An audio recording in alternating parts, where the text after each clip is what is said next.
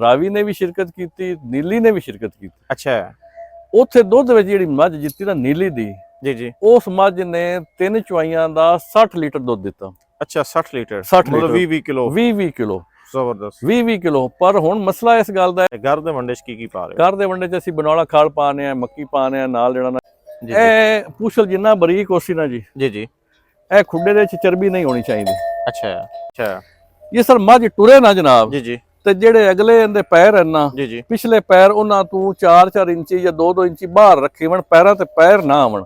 ਅੱਛਾ, ਇਸ ਦਾ ਇਹ ਹੋਸੀ ਕਿ ਤੁਸੀਂ ਕੱਟੀ ਹੁੰਦੀ ਵੀ ਗੜਾਪੀ ਹੁੰਦੀ ਵੀ ਟੋਰ ਦੇ ਵੇਖੋਗੇ, ਜਿਹੜੀ ਮੱਝ ਪਿਛਲਾ ਪੈਰ ਅਗਲੇ ਪੈਰ ਤੋਂ ਬਾਹਰ ਰੱਖੇਗੀ, ਜੀ ਜੀ, ਉਹ ਆ ਜਿਹੜਾ ਨਾ ਗੋਡਾ ਜੀ ਜੀ, ਅੱਗੇ ਵਾਲਾ, ਅੱਗੇ ਵਾਲਾ ਜੀ ਜੀ, ਤੇ ਥੱਲੇ ਜਿਹੜੀ ਇੰਦਨੀ ਹੈ, ਜੀ ਜੀ, ਇਹਦੇ ਵਿੱਚ ਜਿਹੜਾ ਫੈਸਲਾ ਹੈ ਨਾ ਜੀ, ਇਹਨੂੰ ਸੱਦਦੇ ਨੇ ਪੈੜੀ। ਅੱਛਾ, ਮੱਝ ਦੀ ਇੱਥੋਂ ਪਤਾ ਲੱਗ ਜਾਂਦਾ ਹੈ ਕਿ ਬੱਚੇ ਦਾ ਇਸ ਸਨ ਚੋਂ ਕਿ ਇਹ ਮੈਂ ਕਦ ਕਰੇਗੀ ਕਿ ਨਹੀਂ ਕਦ ਕਰਨੀ। अच्छा, जिंदा ज्यादा होसी हो। बिस्मिल्लाहिर्रहमानिर्रहीम, अस्सलाम वालेकुम फ्रेंड्स, आप देख रहे हैं TS knowledge TV YouTube channel और मैं हूं आपका होस्ट तारिक सुल्तान। फ्रेंड्स, इस वक्त मैं मौजूद हूं दरिया सतलज के दरमियान में हम लोग बैठे हुए हैं। जिस फार्म पे आज हम मौजूद हैं, ये नीली का एक बहुत अच्छा और बड़ी कह सकते हैं आपके बड़ी क्वालिटी वाले एनिमल जो है वो यहाँ पे मौजूद है। आज की इस वीडियो में हम आपको मिलवाते हैं जी नीली के बहुत अच्छे ब्रीडर और बहुत प्रैक्टिकल और आप कह सकते हैं कि एक्सपर्ट फार्मर जो हैं मियाँ राशिद बोदला साहब। आज आपको मियाँ साहब से मुलाकात करवाते हैं, मियाँ साहब की भैंसों का आपको शो करवाते हैं और जो ज़रूरी मालूमात है नीली के मुतालिक और दीगर जो अपना भैंसें हैं, आप कह सकते हैं कि भैंस बानी के जो भी क्वेश्चंस आपके होते हैं, मैं कोशिश करूँगा कि मियाँ साहब से उनके सवालात जो हैं उनके जवाबात आप दोस्तों को लेकर दें। तो आइए मिलवाते हैं आपको मियाँ राशिद बोदला साहब उनसे। जी अस्सलाम वालेकुम सर। जी वालेकुम सलाम भाईजान, की हाल है जी? ठीक हो? अल्हम्दुलिल्लाह सर, अल्लाह दा शुक्र। तुसी सुनाओ, तबीयत से ठीक है सर? जी शुक्र शुक्र करम मंदिर। अच्छा मियाँ साहब, सब तो पहले तो तुसी जरा अपना साढ़े नाजरीन को अपना इंट्रोडक्शन करवा दो, अपना तारुफ करवा दो, उसके बाद आने अपने टॉपिक पे। मेरा नाम जी राशिद महमूद बोदला जी जी, ਤੇ ਮੇਰੇ ਵਾਲਿਦ ਦਾ ਨਾਮ ਮਿਆਂ ਮੁਹੰਮਦ ਖਾਲਿਦ ਬੋਦਲਾ। ਜ਼ਬਰਦਸਤ ਜੀ। ਉਹਨਾਂ ਦੇ ਵਾਲਿਦ ਦਾ ਨਾਮ ਮਿਆਂ ਮੁਹੰਮਦ ਸਰਵਰ ਬੋਦਲਾ, ਚੱਕ ਬੈਕ ਬੋਦਲਾ, ਜ਼ਿਲ੍ਹਾ ਫਾਜ਼ਿਲਕਾ, ਤਹਿਸੀਲ ਵੀ ਫਾਜ਼ਿਲਕਾ, ਜੀ ਜੀ, ਚੜ੍ਹਦਾ ਪੰਜਾਬ, ਇੰਡੀਆ। ਇਹ ਸਾਡਾ ਪੁਰਾਣਾ ਤਾਰਫ। ਅੱਛਾ, ਮਤਲਬ ਹੈ ਕਿ ਸਰ ਤੁਸੀਂ ਮਾਈਗ੍ਰੇਟ ਕਰਕੇ ਆਏ ਹੋ ਇੰਡੀਆ ਤੋਂ? ਜੀ ਅਸੀਂ ਮਾਈਗ੍ਰੇਟ ਕਰਕੇ ਆਏ ਇੰਡੀਆ ਤੋਂ। ਜ਼ਬਰਦਸਤ। ਚੱਕ ਬੈਕ ਬੋਦਲਾ ਸਾਡਾ। ਹੁਣ ਸਾਡਾ ਜਿਹੜਾ ਨਾ ਜੀ ਇੱਥੇ ਜਿੱਥੇ ਆਪਾਂ ਬੈਠੇ ਆਏ, ਇਹ ਪਿੰਡ ਹੈਗਾ ਜੀ ਚੱਕ ਰੜੀ ਮੱਲੇਕਾ, ਜੀ ਜੀ, ਪਾਕਪਤਨ। ਜ਼ਬਰਦਸਤ ਹੋ ਗਿਆ ਸਰ। ਤੁਸੀਂ ਥੋੜਾ ਜਿਹਾ ਆਪਣੇ ਸ਼ੌਕ ਦੀ ਬੈਕਗਰਾਉਂਡ ਸਾਨੂੰ ਦੱਸ ਦਿਓ ਕਿ ਤੁਹਾਡਾ ਬੈਕਗਰਾਉਂਡ ਸ਼ੌਕ ਜਿਹੜਾ ਹੈ ਇਹ ਕਿੱਥੋਂ ਤੁਹਾਡੀ ਸਟਾਰਟ ਹੋਇਆ ਔਰ ਕਿਸ ਤਰ੍ਹਾਂ ਤੁਸੀਂ ਨੀਲੀ ਦੇ ਵਿੱਚ ਆਏ, ਬਰੀਡਿੰਗ ਸ਼ੁਰੂ ਕੀਤੀ? ਅਸਲ ਤਾਂ ਜਿਹੜਾ ਸਾਡਾ ਸ਼ੌਕ ਹੈ ਨਾ ਜੀ, ਉਹ ਜੱਦੀ ਸ਼ੌਕ ਹੈ। ਸਾਡਾ ਜਿਹੜਾ ਕਬੀਲਾ ਹੈ ਨਾ ਬੋਦਲਾ ਬਰਾਦਰੀ, ਉਹ ਬੇਸਿਕਲੀ ਮਹੀਂ ਦਾ ਸ਼ੌਕੀਨ ਕਬੀਲਾ ਹੈ। ਸ਼ੌਕ ਇਹਨਾਂ ਨੂੰ ਬੜਾ ਸ਼ੁਰੂ ਤੋਂ ਸ਼ੌਕ ਹੈ। ਅੱਛਾ।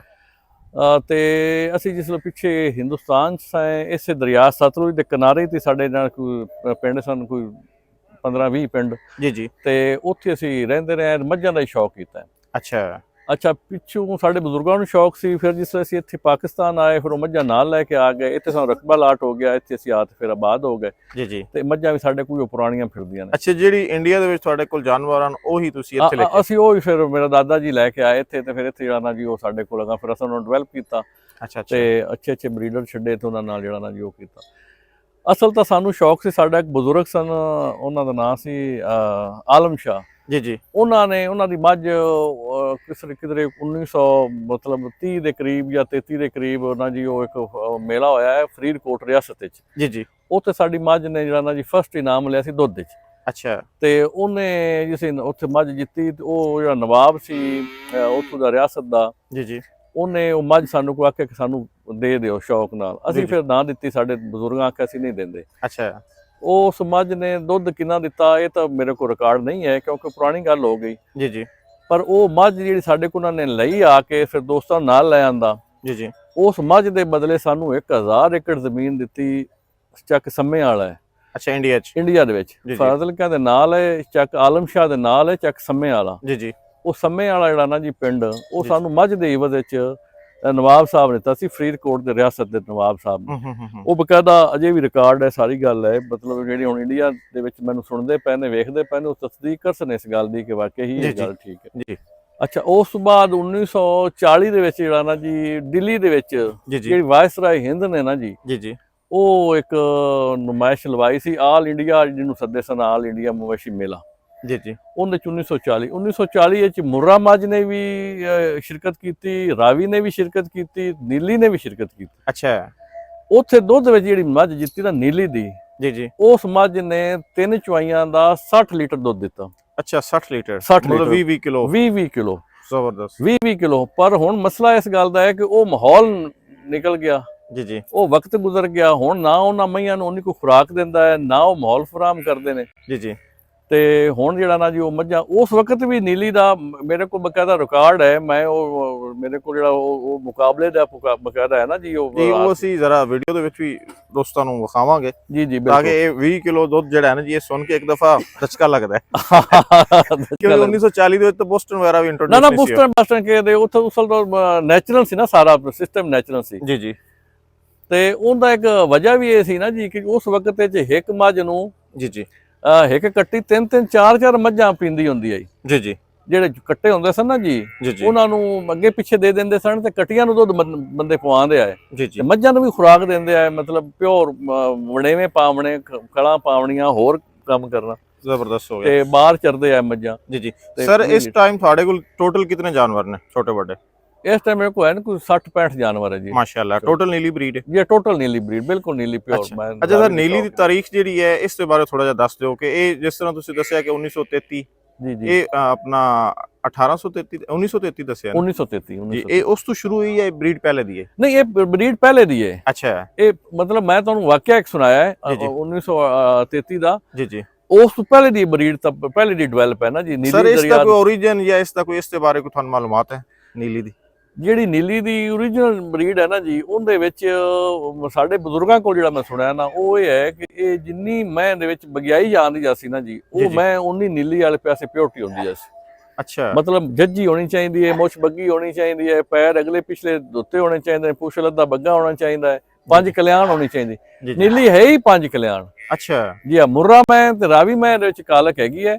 ਜੀ। ਇਹ ਅੱਖਾਂ ਚਿੱਟੀਆਂ ਤੇ ਬਾਕੀ ਜਿੰਨੀ ਸਫੈਦੀ ਆਂਦੀ ਅਸੀਂ ਉਹ ਮੱਝ ਜਿਹੜੀ ਨਾ ਜੀ ਉਹ ਨੀਲੀ ਵਾਲੇ ਪਾਸੇ ਪਿਓਰ ਹੁੰਦੀ ਹੈ। ਅੱਛਾ, ਮਤਲਬ ਇਹ ਕਿ ਜਿਹੜੇ ਪਹਿਲੇ ਨੀਲੀ ਜਿਹੜੀ ਹਾਈ ਉਹਦੇ ਵਿੱਚ ਮੋਸਟਲੀ ਜਾਨਵਰ ਜਿਹੜੇ ਹਨ 5 ਕਲਿਆਣ ਆ। 5 ਕਲਿਆਣ। ਅੱਛਾ, ਤੇ ਹੁਣ ਜਿਹੜੇ ਕਾਲੇ ਜਾਨਵਰ ਨੇ ਇਹਨਾਂ ਦੇ ਬਾਰੇ ਤੁਸੀਂ ਕੀ ਕਰੋਗੇ ਜਿਨ੍ਹਾਂ 'ਚ 5 ਕਲਿਆਣ ਵਾਲਾ ਆਨਸਰ ਬੜਾ ਘੱਟ ਹੈ? ਇਹ ਅਸਲ ਨਾਲ ਜੀ ਜਿਸ ਇੱਥੇ ਆ ਤੇ ਇੱਕ ਟ੍ਰੈਂਡ ਚੇਂਜ ਹੋ ਗਿਆ। ਜੀ ਜੀ। ਟ੍ਰੈਂਡ ਚੇਂਜ ਹੋਇਆ ਤੇ ਛੋਟੀ ਸਿੰਘੀ ਜੀ ਜੀ ਤੇ ਕਾਲੀ ਮੱਝ ਨੇ ਨਾ ਜੀ ਉਹ ਨੀਲੀ ਨੂੰ ਆ ਤੇ ਚੇਂਜ ਕੀਤਾ ਲੋਕਾਂ ਨੇ। ਫਿਰ ਅੱਛੀ ਜਿਹੜੇ ਬੁੱਲ ਸਨ ਉਹ ਭਾਲ ਕੇ ਲੈ ਆਂਦੇ। ਅੱਛਾ। ਜਿਹਦੀ ਛੋਟੀ ਸਿੰਘੀ ਤੇ ਕਾਲਕ ਜ਼ਿਆਦਾ ਹੋਵੇ। ਅੱਛਾ ਅੱਛਾ।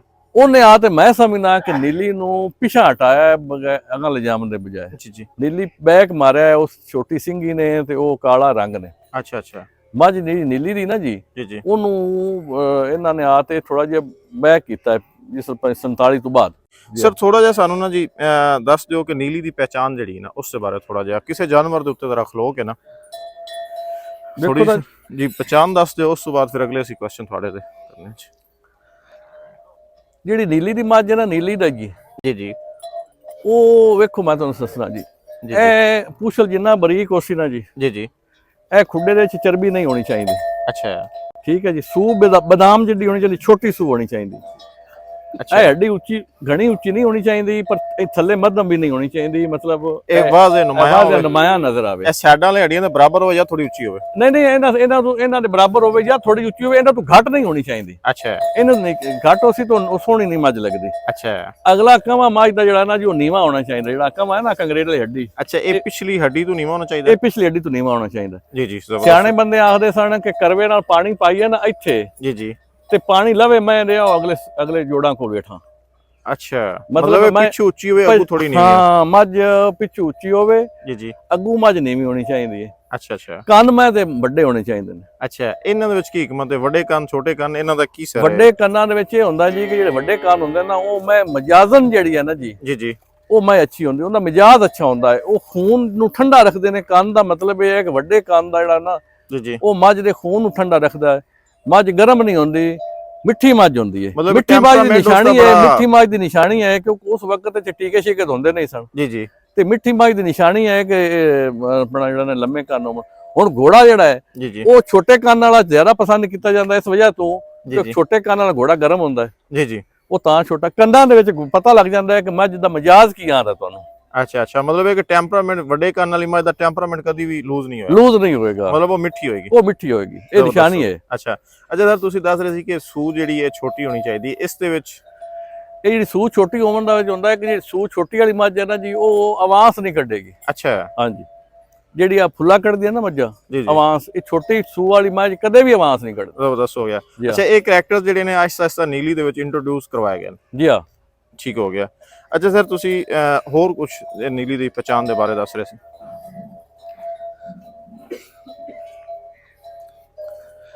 ਮੱਝ ਦਾ ਜਿਹੜਾ ਨਾ ਜੀ, ਉਹ ਪਿਛਲਾ ਜਿਹੜਾ ਪੱਟ ਹੈ ਨਾ ਜੀ ਜੀ ਇਹ ਪੱਟ, ਜੀ ਜੀ, ਇਹ ਪੱਟ ਵਾਲੀ ਮੱਝ ਹੋਣੀ ਚਾਹੀਦੀ ਹੈ। ਮੱਝ ਖੁਚਲੀ ਨਾ ਹੋਵੇ, ਮੱਝ ਪੱਟ ਵਾਲੀ ਹੋਣੀ ਚਾਹੀਦੀ ਹੈ। ਪੱਟ ਮੈਂ ਪਹਿਲਵਾਨਾਂ ਤਰ੍ਹਾਂ ਪੱਟ ਹੋਵੇ ਮੱਝ ਦਾ। ਅੱਛਾ ਇਹ ਸਰ ਮੱਝ ਟੁਰੇ ਨਾ ਜਨਾਬ, ਜੀ ਜੀ ਤੇ ਜਿਹੜੇ ਅਗਲੇ ਇਹਦੇ ਪੈਰ ਹਨ ਨਾ, ਜੀ ਜੀ, ਪਿਛਲੇ ਪੈਰ ਉਹਨਾਂ ਤੋਂ 4-4 ਇੰਚੀ ਜਾਂ 2-2 ਇੰਚੀ ਬਾਹਰ ਰੱਖੇ ਵਣ, ਪੈਰਾਂ ਤੇ ਪੈਰ ਨਾ ਆਵਣ।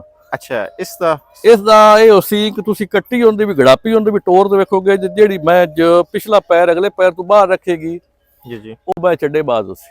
ਅੱਛਾ, ਇਹ ਜਿਹੜੀ ਆਪਾਂ ਨੇ ਮੈਂ ਟੋਰ ਕੇ ਵਿਖਾ, ਹੁਣ ਟਰਾ ਤਾਂ ਸਾਰੇ ਲੈਂਦੇ ਨੇ, ਹੁਣ ਇਹਨੇ ਮਗਰ ਰੀਜ਼ਨ ਦਾ ਪਤਾ ਕੋਈ ਨਹੀਂ ਕਿ ਟੋਰ ਤੇ ਕਰਨਾ ਕੀ ਹੈ। ਟਰਾ ਦੇ ਇਸੇ ਗੱਲੂ ਬਜ਼ੁਰਗ ਹੈਗੇ ਸਾਡੇ, ਮੱਝ ਦੀ ਟੋਰ ਵੇਖਦੇ ਆਏ ਕਿ ਮੱਝ ਜਿਹੜੀ ਹੈ ਨਾ ਜੀ, ਅਗਲੇ ਪੈਰ ਨੂੰ ਪਿਛਲਾ ਪੈਰ ਸਾਈਡ ਤੇ ਰੱਖਦੀ ਹੈ ਕਿ ਉੱਤੇ ਰੱਖਦੀ ਹੈ। ਜੀ ਜੀ, ਜਿਹੜੀ ਮੈਂ ਪੈਰਾਂ ਤੇ ਪੈਰ ਦੇਵੇ ਜੀ ਜੀ, ਉਹ ਚੱਡਾ ਥੋੜਾ ਕਰਦੀ। ਮਤਲਬ ਜਿਹੜੀ ਮੈਂ ਪਿਛਲਾ ਪੈਰ ਪਿਛਾ ਰੱਖੇ ਅਗਲੇ ਪੈਰ ਤੋਂ, ਉਹ ਮੱਝ ਜਿਹੜਾ ਨਾ ਜੀ ਚੱਡਾ ਜ਼ਿਆਦਾ ਕਰਦੀ। ਮਤਲਬ ਇਹ ਤਾਂ ਬੜਾ ਅੱਛਾ ਤੁਸੀਂ ਦੱਸਿਆ ਕਿ ਅਗਰ ਕੋਈ ਜਾਨਵਰ ਡਰਾਈ ਵੀ ਬੰਦਾ ਪਰਚੇਜ਼ ਕਰਦਾ, ਹਾਂ ਡਰਾਈ ਵੀ ਤੁਸੀਂ ਪਰਚੇਜ਼ ਕਰਨਾ ਹੋਵੇ ਤਾਂ ਮੈਂ ਟੋਰ ਦੇ ਵੇਖੋ, ਜਿਹੜੀ ਮੈਂ ਗਿੜ ਤੇ ਟੁਰੇ ਨਾ ਜੀ, ਗਿੜ ਤੇ ਅਸੀਂ ਪੰਜਾਬੀ ਵਿੱਚ ਸੱਜਦੇ ਹਾਂ ਗਿੜ ਤੇ ਟੁਰੇ, ਜੀ ਜੀ, ਉਹ ਮੈਂ ਜ਼ਿਆਦਾ ਬਿਹਤਰ ਹੁੰਦੀ ਹੈ। ਤੇ ਸਿੱਧੀ ਮੈਂ ਘੋੜੀਆਂ ਤਰ੍ਹਾਂ ਲਵੇ, ਉਹ ਮੈਂ ਚੰਗੀ ਨਹੀਂ ਹੁੰਦੀ। ਮਤਲਬ ਉਹ ਚੱਡਾ ਜਿਹੜਾ ਉਸਦਾ ਨਹੀਂ ਅਜ਼ਮਾ ਤੇ ਵੇਖ ਲਵਣ। ਹਾਂ, ਉਹ ਮਤਲਬ ਕਿ ਅਗਰ ਆਰਡਰ ਅੱਛਾ ਨਹੀਂ ਤਾਂ ਜਾਨਵਰ ਦੀ ਪ੍ਰੋਡਕਸ਼ਨ ਵੀ ਆਰਡਰ ਅੱਛਾ ਨਹੀਂ ਜਾਨਵਰ ਦੀ। ਜ਼ਬਰਦਸਤ ਹੋ ਗਿਆ। ਅੱਛਾ ਸਰ, ਥੋੜਾ ਜਿਹਾ ਮੈਨੂੰ ਇਹ ਵੀ ਦੱਸਿਆ ਜੇ ਕਿ ਇੱਕ ਹੱਡੀ ਔਰ 3 ਹੱਡੀ ਦਾ, ਕਿਉਂਕਿ ਮੈਨੂੰ ਕੁਝ ਜਾਨਵਰ ਵਿੱਚ 3 ਹੱਡੀ ਵਾਲੇ ਵੀ ਨਜ਼ਰ ਆ ਰਹੇ ਨੇ। ਇਹ ਵੇਖੋ ਨਾ ਜੀ, ਜਿਹੜੀ ਇੱਕ ਹੱਡੀ ਹੁੰਦੀ ਹੈ ਨਾ, ਉਹ ਜ਼ਿਆਦਾ ਖੂਬਸੂਰਤ ਲੱਗਦੀ ਹੈ।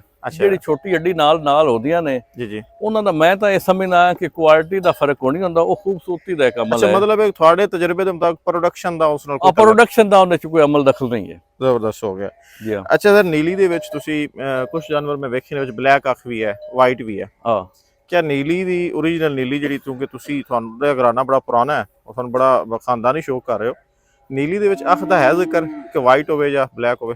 ਨੀਲੀ ਦੇ ਵਿੱਚ ਕਾਲਾ ਅੱਖ ਵੀ ਹੈਗੀ ਹੈ, ਸਫੈਦ ਅੱਖ ਵੀ ਹੈ, ਪਰ ਜਿਹੜੀ ਨਾ ਜੀ ਕਾਲੀ ਅੱਖ, ਉਹਦੇ ਨਾਲੋਂ ਨੀਲੀ ਦੀ ਸਫੈਦ ਅੱਖ ਜ਼ਿਆਦਾ ਸੋਹਣੀ ਲੱਗਦੀ ਹੈ। ਠੀਕ ਹੈ ਨਾ, ਸਫੈਦ ਅੱਖ ਹੋਵੇ, ਉਹਦੇ ਪਾਸੇ ਤੇ ਕਾਲਾ ਡੋਰੀਆ ਹੋਣਾ ਚਾਹੀਦਾ। ਜਿਹੜੀ ਅੱਖ ਦੇ ਪਾਸੇ ਤੇ ਕਾਲਾ ਡੋਰੀਆ ਹੋਏਗਾ, ਉਸ ਅੱਖ ਨੂੰ ਵਣਫੁਰ ਵੀ ਨਹੀਂ ਆਵਣੀ। ਅੱਛਾ, ਅੱਖ ਦੇ ਵਿੱਚ ਇੱਕ ਵਣਫੁਰ ਵੀ ਨਿਕਲ ਆਉਂਦੀ ਹੈ। ਜਿਹੜੀ ਬਿੱਲੀ ਅੱਖ ਘਣੀ ਹੋਏਗੀ ਨਾ ਜੀ, ਜਿਹੜੀ ਸਫੈਦ ਦੀ ਸਾਰੀ ਬਿੱਲੀ ਹੋਏਗੀ ਜੀ ਜੀ, ਉਹਦੇ ਚ ਵਣਫੁਰ ਵੀ ਆ ਜਾਏਗੀ, ਕਿਸੇ ਵਕਤ ਵੀ ਆ ਜਾਏਗੀ। ਅੱਛਾ, ਤੇ ਜਿਸ ਅੱਖ ਦੇ ਵਿੱਚ ਪਾਸੇ ਤੇ ਡੋਰੀਆ ਹੋਏਗਾ, ਕਾਲਾ ਡੋਰੀਆ ਹੋਏਗਾ ਜਾਂ ਇੱਕ ਗੁਲਾਬੀ ਡੋਰੀਆ ਹੁੰਦਾ ਹੈ ਜੀ ਜੀ, ਉਸ ਅੱਖ ਦੇ ਵਿੱਚ ਵਣਫੁਰ ਵੀ ਕਦੇ ਵੀ ਨਹੀਂ ਆਵਣੀ। ਜ਼ਬਰਦਸਤ ਹੋ ਗਿਆ ਜੀ ਸਰ। ਗਰਦਨ ਦਾ ਜ਼ਿਕਰ ਹੁੰਦਾ ਨੀਲੀ ਦੇ ਵਿੱਚ, ਨੀਲੀ ਦੀ ਗਰਦਨ ਕਹਿੰਦੇ ਨੇ ਕਿ ਦੋਸਤ ਗਰਦਨ ਜਿਹੜੀ ਉਹ ਲੰਬੀ ਹੋਣੀ ਚਾਹੀਦੀ ਹੈ। ਮੱਝ ਜਿਹੜੀ ਨੀਲੀ ਦੀ ਹੈ ਨਾ ਜੀ, ਉਹ ਲੰਬੀ ਗਰਦਨ, ਮੱਝ ਦੀ ਨੀਲੀ ਦਾ ਜਿਹੜੀ ਹੈ ਨਾ ਜੀ, ਉਹਦਾ ਸਟਰਕਚਰ ਐਵੇਂ ਹੁੰਦਾ ਹੈ ਕਿ ਮੱਝ ਦਰਮਿਆਨੇ ਕੱਦ ਦੀ ਤੇ ਗਰਦਨ ਲੰਬੀ ਹੁੰਦੀ ਮੱਝ ਦੀ। ਅੱਛਾ, ਲੰਬਾਈ ਜ਼ਿਆਦਾ ਹੁੰਦੀ? ਲੰਬਾਈ ਜ਼ਿਆਦਾ ਹੁੰਦੀ ਹੈ ਜੀ ਜੀ।